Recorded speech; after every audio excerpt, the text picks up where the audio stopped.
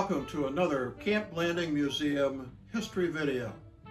I'm Dr. George Cressman, and today I'm going to tell you about the Truman Defense Committee that was investigating the cost of the construction for Camp Landing during World War II.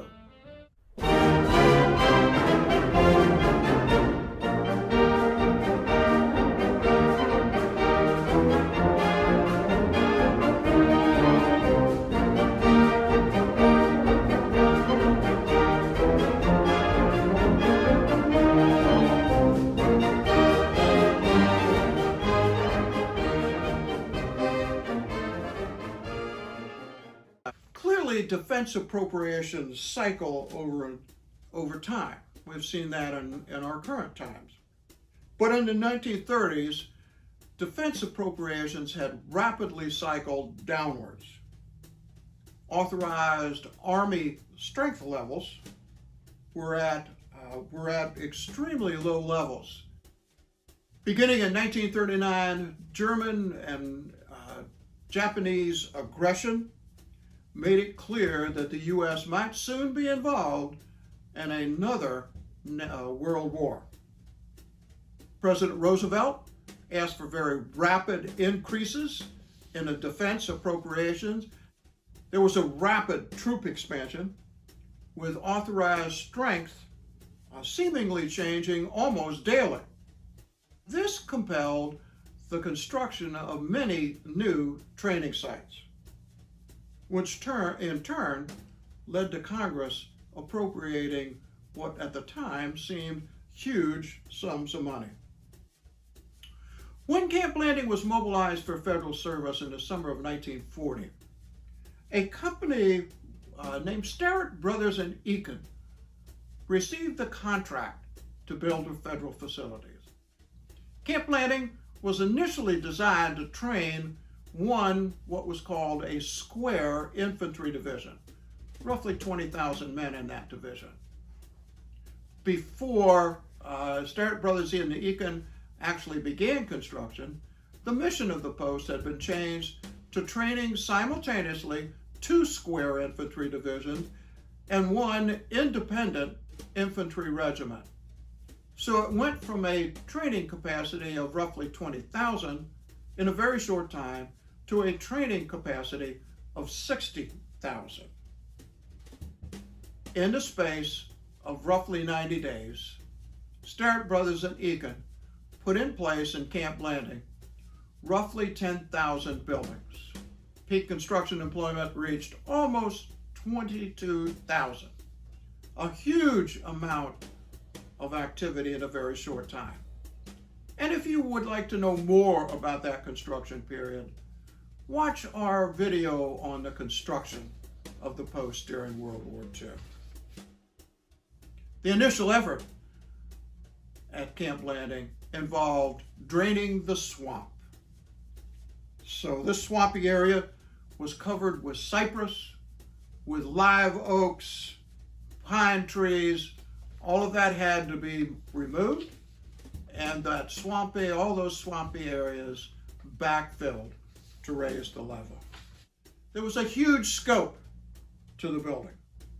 2,800 bed hospital, 24 chapels, 8 movie theaters, 2 bowling alleys, 175 day rooms, mess halls, infirmaries, clinics of all sorts, shops, warehouses. While this was going on, the cost of the facilities grew from approximately $9 million to almost $28 million. And then as the post continued to grow, cost ultimately reached just over $50 million. On the 10th of February in 1941,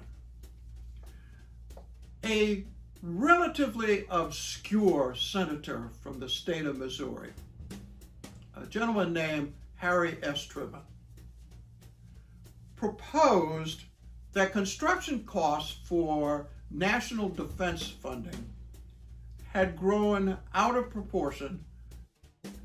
President Roosevelt had asked Congress for an authorization of $10.5 billion for national defense spending. Truman thought this was just outrageous, and he proposed a, quote, investigation of the national defense program and the handling of defense contracts. So Senate Resolution number 71 was authorized on the 1st of March, 1941. And this created a Senate Special Committee to investigate defense spending. This quickly became known as the Truman Committee. The committee gained a reputation for very thorough investigations and thoughtfully prepared reports. Well, there were several posts whose construction costs were investigated, but the primary target was Camp Landing.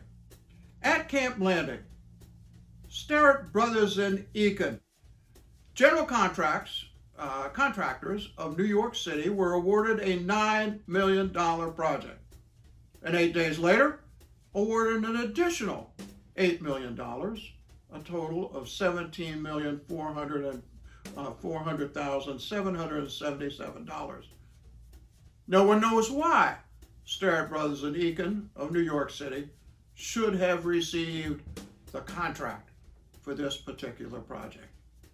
Obviously, Camp Landing was in the crosshairs. So the committee traveled to Jacksonville and held a series of hearings. By the time the committee got to Jacksonville, the construction cost at Camp Landing had risen from $17 million to $28 million. The committee wanted an explanation for how this had happened, and their focus was on road construction, rail construction, and labor challenges at the post. The Jacksonville hearings were conducted over 3 days. They covered a lot of construction activities, but no smoking gun, quote unquote, was ever found. The committee discovered that first, the cost had increased, but it had increased because the mission of the post had expanded greatly. The post mission had increased from training 1 square division to training 2 square divisions. And then the cost increased even more because an additional independent infantry regiment was added to the training mission. Following the committee's investigation, costs at Camp Landing would continue to grow to approximately $35 million, and then onwards towards $50 million. Why was that? Well, first, because the post was converted from a unit training site to an infantry replacement training center. Then, 2 prisoner of war camps compounds were added to the facility, as well as the sub-camps, 22 of them, that the post had to manage. And the station hospital was converted from a station hospital to a regional hospital, accepting patients within 75 miles of the post itself. So, thinking about Camp Landing, spending increased so rapidly in the 1940 to the 1941 period, it's easy to see how this might cause questions about what was being done here. But context setting is really important. Why the expenditures got to be where they are, and why improvements in force capability drove those results. So thank you for, again, watching a Camp Landing history video. We most appreciate the time you've given to us. Please come visit us. We're open every day from noon to 4. For Camp Landing, for the museum, for all of our staff and volunteers, this is Dr. George Cressman signing off.